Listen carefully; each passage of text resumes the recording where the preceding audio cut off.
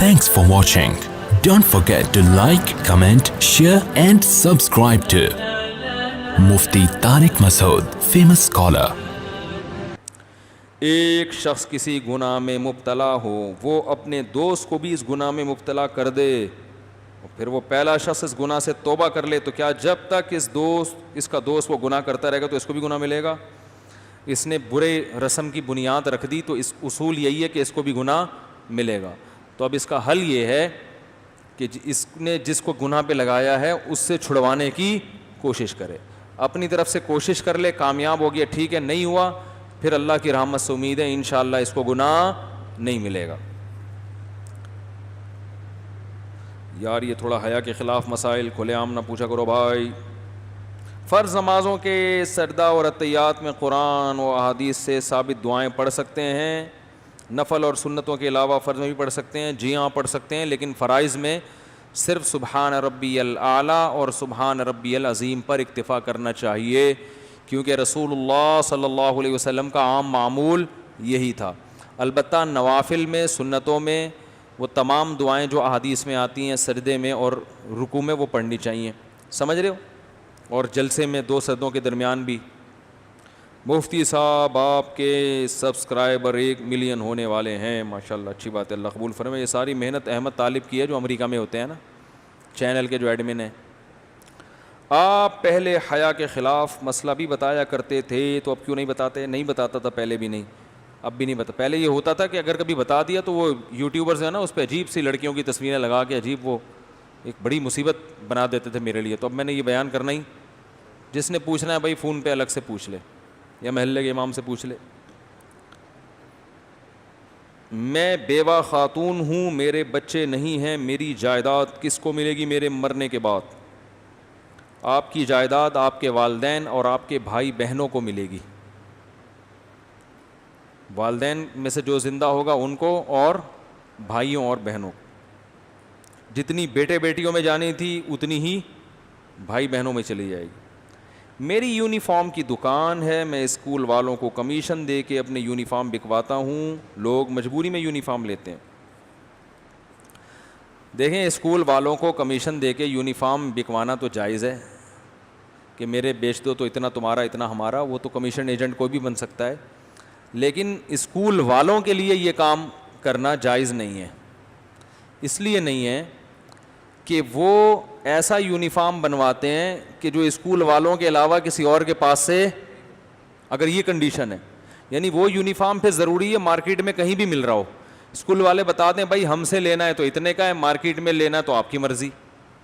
School والے کرتے کیا ہیں کہ یونیفارم، بعض اسکول سب نہیں، ایسا یونیفارم بنائیں گے کہ جو ان کے علاوہ کہیں اور نہیں ملے گا، اور یہاں پھر بچوں کو بتاتے ہیں کہ اب ہم سے یونیفارم خریدیں۔ والدین یہ سمجھ رہے ہوتے ہیں یونیفارم کی اوریجنل قیمت ہے، حالانکہ وہ اوریجنل نہیں ہوتی بلکہ اسکول کا اس میں باقاعدہ بزنس ہوتا ہے۔ تو یہ ان جو بچے پڑھ رہے ہیں نا ان کے پیرنٹس کے ساتھ دھوکہ ہے کہ انہوں نے اپنا بچہ آپ کے اسکول میں پڑھنے کے لیے داخل کیا تھا اور اس کی جو فیس دے رہے ہیں وہ اسی لیے دے رہے ہیں کہ یہ آپ کا بزنس ہے، اس کے علاوہ کوئی اور بزنس دھوکے سے نہیں کر سکتے آپ۔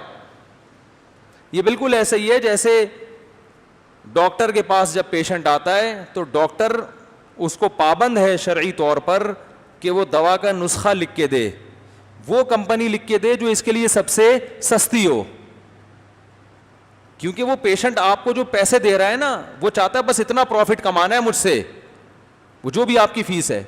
اس کے علاوہ اگر آپ بزنس پیشنٹ سے کر رہے ہو تو بتانا پڑے گا آپ کو، پیشنٹ کو نہیں آ رہی بات، وہ بتانا پڑے گا پیشنٹ کو۔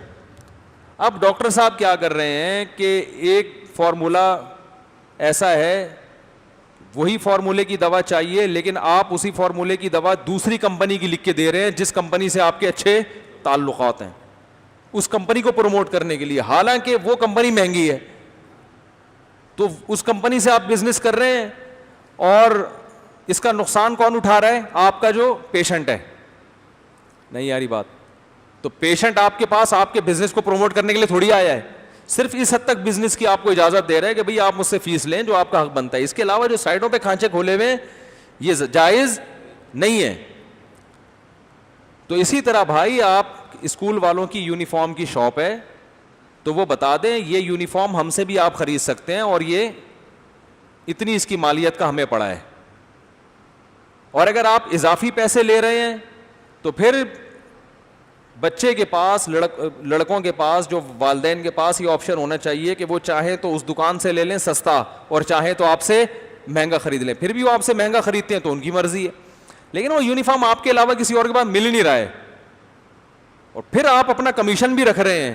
تو بچوں کے والدین کو جب یہ پتہ چلے گا تو وہ اس پہ خوش نہیں ہوتے. تو یہ ان کو دھوکہ دے کے آپ فائدہ اٹھا رہے ہیں اس سے. یا تو ان کو بتا دیں بھائی ہمارے 2 بزنس ہیں, ایک تو اسکول اور ایک اسکول کے یونیفارم, یہ مستقل ہمارا بزنس ہے.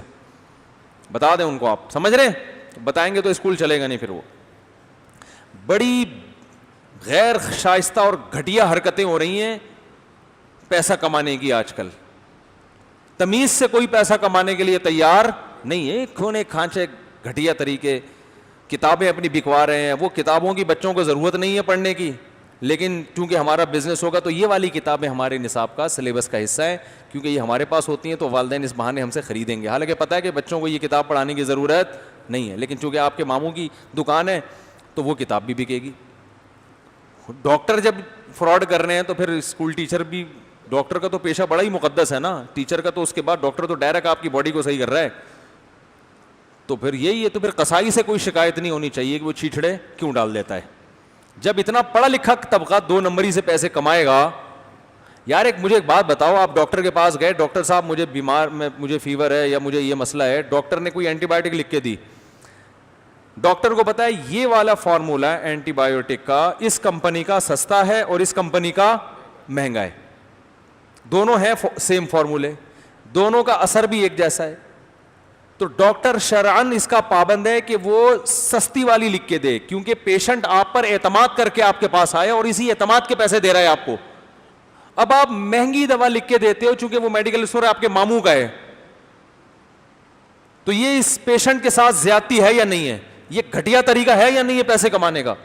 تو اس طرح کے جتنے بھی طریقے ہیں وہ سارے کیا ہیں, گھٹیا. آپ نے کیا کیا, بچوں کا یونیفارم ایسا رکھا اسکول والوں نے کہ وہ یونیفارم آپ کے علاوہ کہیں نہیں ملتا. یار گرے پینٹ رکھتے, وائٹ شرٹ رکھتے, وہ تو ساری دنیا میں مل رہا ہے. یہ تو آپ نے کہا ایسی ٹیکنیکل قسم کی پینٹ رکھو اور ٹیکنیکل قسم کی شرٹ رکھو کہ وہ ہمارے علاوہ کسی اور کے پاس ملے ہی نہیں, اور پھر والدین مجبور ہوں کہ آپ سے خریدیں, تو ادھر سے آپ کا بزنس. تو یہ بھی کیا ہے, بزنس کا گھٹیا طریقہ. اس میں طلبہ کا فائدہ نہیں دیکھا جا رہا بلکہ اسکول اپنا فائدہ دیکھ رہا ہے. تو یہ سارے طریقے چھوڑ دیں, عزت کے ساتھ دونے والے, وہ انشاءاللہ اس میں اللہ زیادہ برکت دے گا. اور گھٹیا طریقے سے ادھر سے بھی اس کی, وہاں سے بھی گھسیٹو, وہاں سے بھی گھسیٹو, اس گھٹیا طریقے میں برکت نہیں اللہ نے رکھی.